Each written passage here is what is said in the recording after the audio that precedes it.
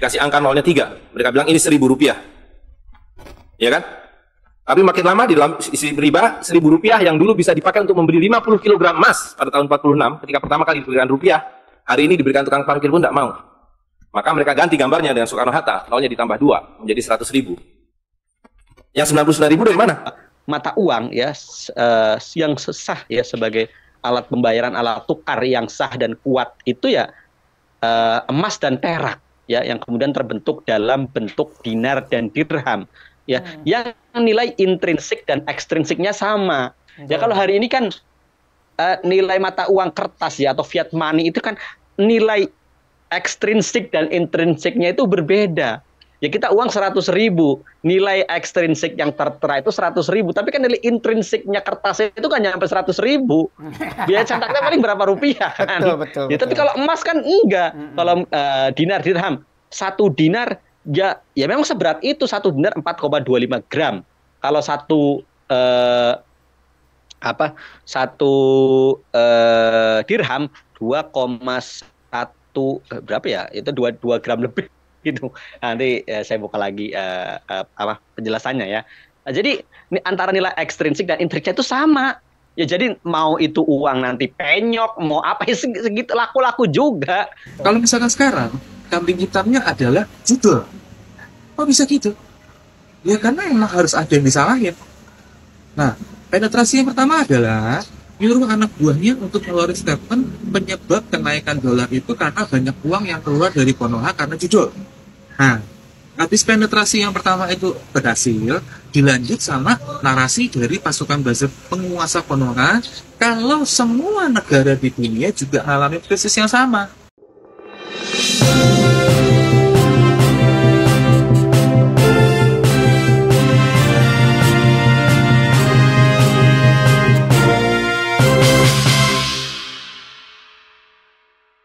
Kalian pada nggak kalau belakangan ini tuh lagi rame masalah judul atau judi online?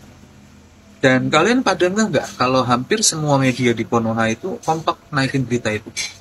Ini strategi yang bagus. Pemerintahan Konoha lagi bikin jaring pengaman atau kambing hitam untuk disalahin imbas dari kenaikan dolar yang mulai meresahkan.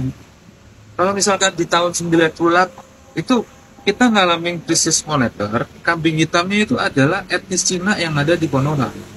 Kalau misalkan sekarang, kambing hitamnya adalah judul. Kok bisa gitu? Ya karena emang harus ada yang disalahin. Nah, penetrasi yang pertama adalah nyuruh anak buahnya untuk ngeluarin statement penyebab kenaikan dolar itu karena banyak uang yang keluar dari Konoha karena judul.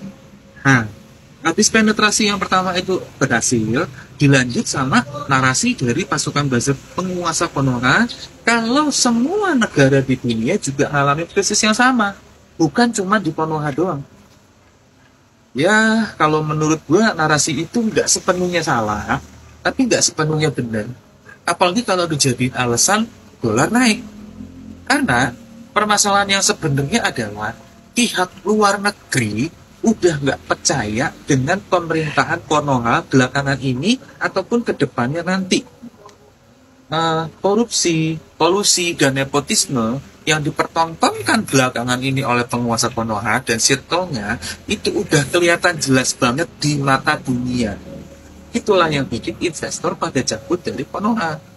Kalau misalkan investor cabut, otomatis ya dia bakalan narik duitnya yang ada di Konoha. Itulah yang bikin harga saham kita terjun bebas. Namanya aja mainan saham. Poin penting investor mau tanam saham itu adalah trust, kepercayaan. Kepercayaan kalau naruh duit di Konoha, duitnya bakalan berkembang. Kalau nggak yakin duitnya bakalan berkembang atau minimal aman ditaruh di Konoha, ya ngapain nanam saham di situ? Itu logikanya. Morgan Stanley bahkan sampai nurunin peringkat saham Konoha jadi underweight. Kalau lu nggak tahu apa itu istilahnya underweight, itu tuh kayak warning. Warning kalau nekat nanam saham di Konoha pasti rugi karena bakalan turun. Terus efeknya apa? Udah cabut. Ini semua karena ketidakpastian hukum di Konoha yang bisa seenaknya diganti demi kepentingan keuangan ke penguasa. Itu yang paling fatal. Oh ya, satu lagi. Untuk para buzzer penguasa yang selalu ngomong, udah, lu pindah negara ya sana. Woi, ini negara gue juga. ini tanah air gue juga. Gue berhak untuk menjaga tanah ini dari kekacauan yang dibuat sama penguasa yang elu jilat-jilatin. Paham? Justru elu yang harusnya pindah negara. Karena lu sama aja ngerusak tanah air ini dengan ngebiarin penguasa bertindak seenaknya demi dinasti politik keluarganya. Dikasih angka nolnya 3. Mereka bilang ini Rp1.000. Ya kan? Tapi makin lama di dalam isi riba, Rp1.000 yang dulu bisa dipakai untuk membeli 50 kg emas pada tahun 46, ketika pertama kali diberikan rupiah, hari ini diberikan tukang parkir pun tidak mau. Maka mereka ganti gambarnya dengan Soekarno-Hatta, nolnya ditambah 2, menjadi 100.000. Yang 99.000 dari mana? Ya kan? 99.000 dari mana? Dan kalau ini kita belah 2, dibelah 4, mau saya kasih 4 mahasiswa. Kemana samannya tadi itu nilainya? Ya, ini seperti sihirnya Fir'aun yang menjadikan tali sebagai ular. Nah, orang Amerika bilang, pedagang Amerika, saya juga punya kertas sendiri, namanya greenback. Tapi kertas saya punya 10.000 kali lipat dari kertas saudara. Jadi kalau Bapak Ibu sekalian, adik-adik pergi ke Washington sana, ke New York, bawa uang 100.000. Belum tentu mahasiswa punya uang 100.000 kan? Harus bekerja 2 hari untuk mendapatkan uang 100.000. Pergi ke Washington, saya mau beli Coca-Cola 1 botol. Apa mereka bilang? Apa mereka bilang? Ini kertas funny. This is funny paper. Gak laku. Tapi siapapun datang ke Ternate dengan $100, you punya cengkeh, berikan pada saya. Saya mau beli, you punya Coca-Cola, tapi saya minta 1 truk. Apa yang kita lakukan? Kita berikan Coca-Cola 1 truk, karena mereka bilang, mereka bisa yakinkan kita, selembar kertas mereka 10.000 kali lipat dari lembar kertas kita. Dan mereka bilang, kita punya kertas tidak laku, mereka punya kertas laku di seluruh dunia. Betul nggak? Dengan cara itulah seluruh cengkeh Ternate habis. Pala Ternate habis. Seluruh kekayaan Ternate habis, hanya diganti dengan byte komputer. Dengan cara itulah kemiskinan dan pemiskinan dilakukan oleh para bankir.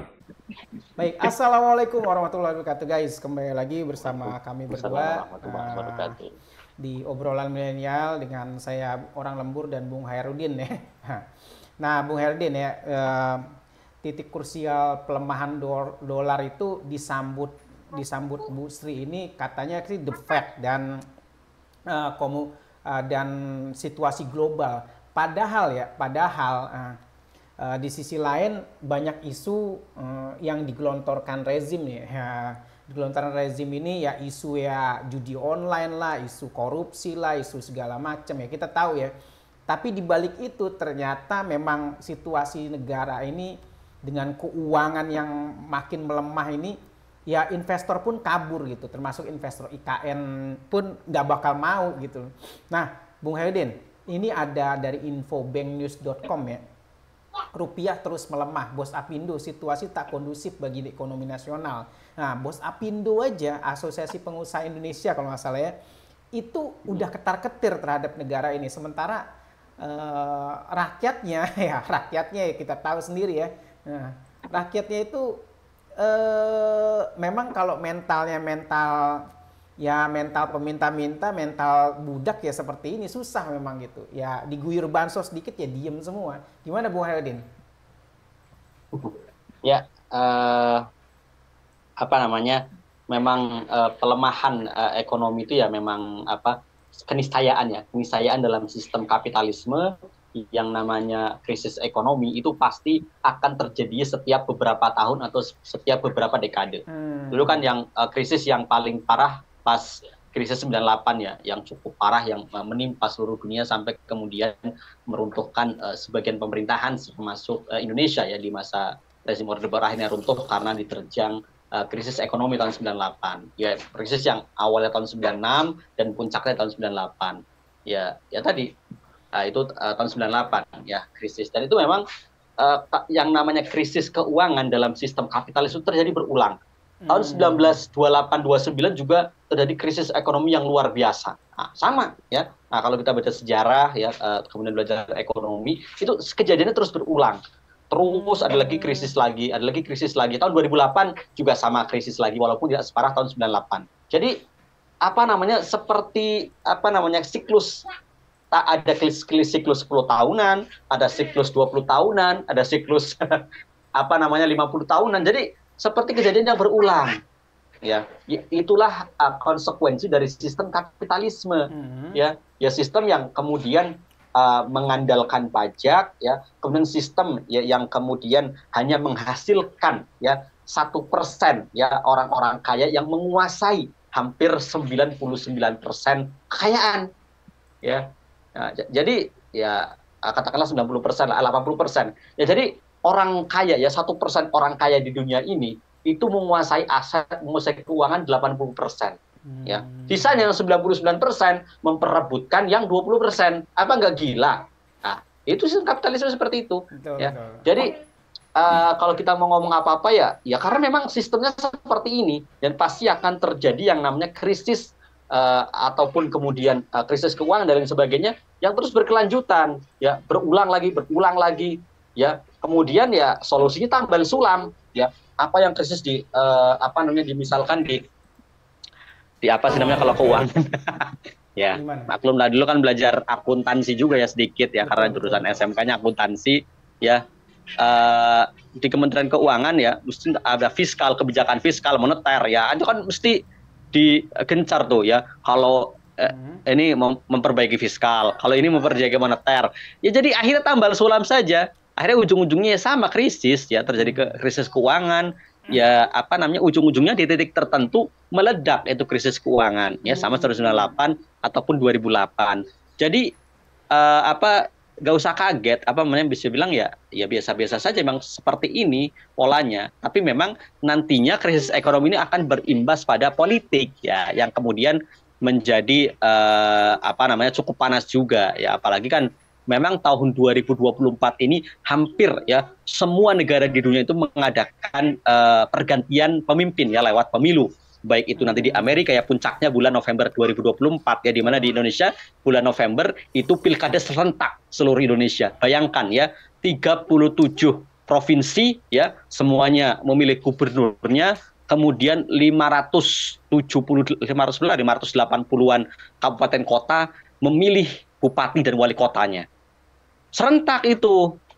Ya gimana uang nggak mengalir secara deras ya. Sebelumnya di bulan Februari ya, di pemilu Pilpres ya dan Pileg itu uang juga gelontor ya untuk kampanye begitu luar biasa ya, termasuk penggelontoran bansos yang luar biasa yang kemudian mengakibatkan harga beras di beberapa wilayah di Indonesia mengalami lonjakan yang luar biasa sampai 20.000. Ya bayangkan beras 1 kilonya 1 liter ya, kalau diecer kan liter pakainya ya, mungkin setara dengan 1 kilo lah, kurang 1 kilo kurang itu 20.000. Ya, gimana enggak ya, rakyat itu enggak ketar-ketir ya, pengusaha juga ketar-ketir ya, karena kan tadi ketika kemudian rupiah semakin melemah ya, kemudian terjadi inflasi dan lain sebagainya, harga kebutuhan membumbung tinggi ya, gaji yang diberikan oleh perusahaan ya yang sudah dinaikkan berapa persen juga tidak cukup ya pasti akan mempengaruhi produktivitas para pekerja juga. Nah gitu kan, jadi hal ini ya kita lihat yang namanya kemudian pelemahan rupiah itu hal yang wajar ya, apalagi memang sistem sistem kurs rupiah itu kan sistem kurs mengambang, itu tidak ditentukan batas minimal dan batas maksimal ya, dan tidak ditentukan. Jadi rupiah itu harusnya $1 itu maksimal berapa rupiah itu tidak ditentukan, jadi batas mengambang ya, jadi wajar jika kemudian terus menguat, terus ada sentimen kemudian dolar terus menguat ya, kemudian juga kebijakan The Fed yang kadang menurunkan suku bunga atau ya, Federal Reserve ya di Amerika Serikat, bank sentralnya yang kadang juga mempengaruhi kekuatan dolar ya, apalagi bagaimanapun dolar masih mendominasi perdagangan dunia ya, walaupun kemudian negara-negara gabungan dari BRIC ya, ekonomi BRIC yang terdiri dari Brazil, Rusia, India, Cina dan South Africa atau Afrika Selatan, dan kemudian ada beberapa negara yang bergabung kemarin akan kemudian mengurangi dominasi dolar ya, pada akhirnya mereka hanya perdagangan antar negara saja, tapi untuk internasionalnya masih tetap menggunakan dolar ya. Jadi Amerika masih tetap ingin mempertahankan dolar ya sebagai mata uang dunia ya, sebagai mata uang standar dunia ya. Jadi ya kita lihat saja nanti sampai menjelang 20 Oktober bagaimana kondisi rupiah, apakah ya janjinya Presiden Jokowi di awal ya ketika mencalonkan sebagai presiden tahun 2014 kan rupiah dolar di bawah 10.000 ya, satu dolar di bawah 10.000 ya, benar sekarang itu $1 bawahnya 10.000. Benar, $1 itu di bawah 10.000. kan kan kalau kita lihat ya narasi-narasi para pejabat ini sama semua ya, dan cenderung berulang terus. Nah, ini dari kompas.com ya, rupiah nyaris 16.300 per dolar AS. Jokowi, semua negara sama. Kita tahu ya, sedangkan dia kalau ngomong di luar negeri Iya, itu, ya mungkin yang dimaksud sama itu mengalami depresiasi semua, maksudnya mengalami penurunan. Tapi kan ya, kita tinggal lihat rupiah ini kan termasuk, ya mohon maaf ya, kalau kita lihat dengan negara-negara di Asia Tenggara ya termasuk mata uang yang paling lemah gitu, ya setara sama Timur Leste atau apa gitu. Jadi dibandingkan ya lihat saja misalkan kurs rupiah bandingkan dengan dengan ringgit ya, dengan peso Filipina ataupun mungkin baht Thailand ataupun dengan dong Vietnam ataupun ya faktanya kan seperti itu, termasuk ya lemah ya. Lagian juga wacana redenominasi juga akan sulit itu. Kan orang membentuk persepsi orang ya, kemudian yang 1.000 itu sama dengan 1 ya, 1 itu ya sama dengan Rp1.000. Apakah bisa ya? Kemudian 100.000 itu ya 100 ya, atau nolnya dibuang 3 di belakangnya kan? Apakah nanti bisa ya? Itu ya kayak kayak menghibur diri sendiri saja ya. Utangnya 1.000.000 ya, karena dibuang oleh 3 jadi 1.000. Tapi 1.000 itu sama dengan 1.000.000. Itu kan menghilangkan persepsi itu yang susah karena sudah terlanjur kayak kita ini. iya, dan itu bisa memicu kekacauan global ya. Betul ya, memicu kekacauan nasional bukan global lah. Ya karena tadi belum tentu juga harga-harga kemudian mengikut redenominasi juga ya. Karena di zaman Bung Karno itu pernah ya, mertua itu pernah cerita ya. Dulu ketika 1.000 menjadi 1, itu harga beras sama-sama aja. Betul, Jadi betul. tahun 60-an itu. Iya, kekacauan itu pasti global, Bung Edin, karena para asing dan asing yang sudah nanam saham di sini pusing tujuh keliling. Itu ngaturnya gimana nih ngitungnya? Ya kalau mereka yang pakai dolar sih aman-aman aja gitu. Tapi tetap aja ngitung-ngitung ke karyawannya, ngitung ke berbelanja di sininya itu ribet gitu ya jadinya.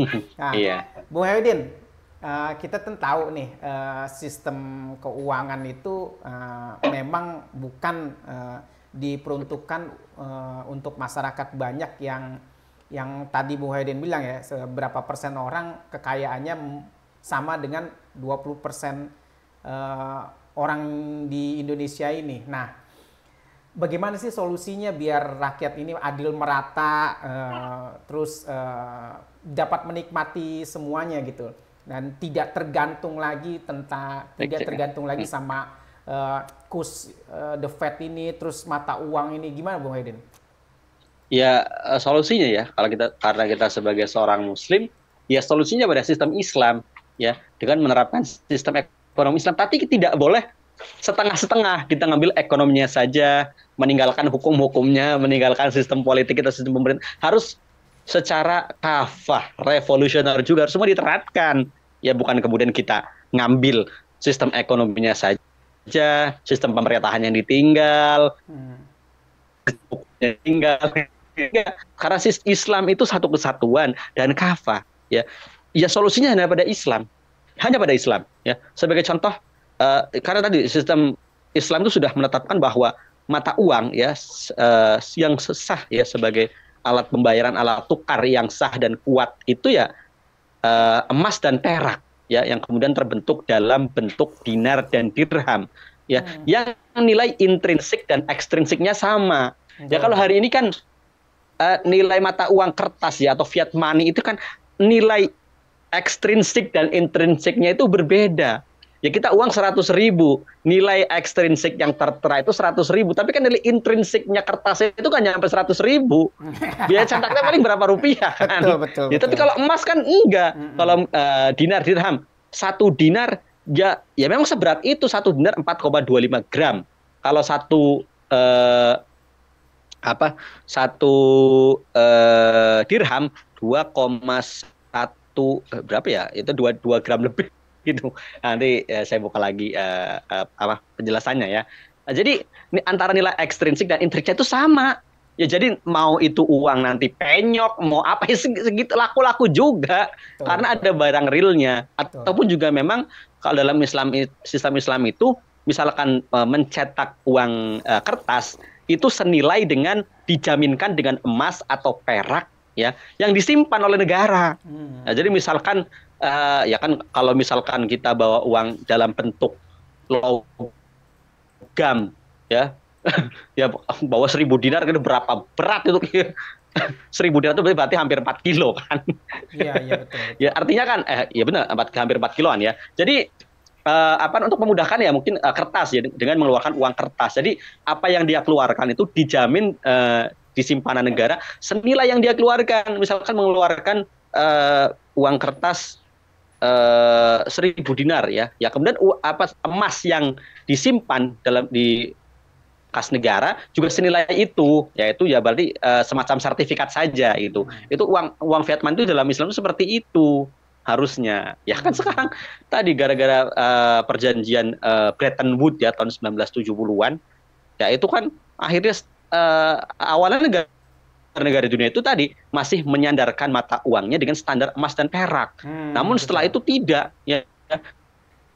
Banyak kepercayaan kita ya tadi uang 100.000 kan karena ada cap 100.000 dan menjadi alat tukar yang sah di negara kita dan kita masih percaya dengan pemerintah gitu kan ya susah ya, itu kan ya kalau pemerintahan jatuh ya nilainya bisa jatuh. Betul, gitu kan susah seperti itu jadi ya seperti itu ya jadi ya intinya sistem ekonomi yang baik dan teruji daripada Islam yang kemudian juga bagaimana mengatur sistem kepemilikan ya tidak dalam sistem kapitalisme yang kemudian tidak mengatur sistem kepemilikan semuanya boleh dimiliki. Makanya nggak heran ya sungai, tambang bisa dimiliki oleh individu atau swasta. Dalam Islam itu nggak boleh, jelas ada kepemilikan individu ya, mana-mana barang-barang atau kekayaan yang boleh dimiliki individu ya, ada kekayaan harta milik umum ya, berupa apa misal ya, ada hadisnya ya, al-muslimu suraka.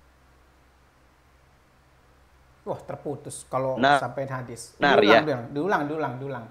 Putus. Oh. Al-muslimu suraka fi salasa ya, alma wal kala wan nar ya. Kaum muslimin berserikat dalam 3 macam kepemilikan, yakni air, padang rumput dan api. Api itu maksudnya energi ya. Jadi hal-hal yang sifatnya umum ya seperti hutan, sungai, danau, laut ya, kemudian pertambangan itu milik umum ya. Kalau laut ya masyarakat bisa langsung kemudian mengambil ikan di sana ya, kemudian mengambil hasil lautnya, atau hutan misalkan masyarakat secara umum boleh ya, ataupun kalau lebih mudah ya kalau hutan ataupun kalau tambang ya, kalau padang kan jelas padang rumput ya, masyarakat boleh kemudian menggembala ternak-ternak di sana dengan bebas ya karena itu milik umum ya, ataupun sungai semua orang bisa kemudian memanfaatkan airnya ya.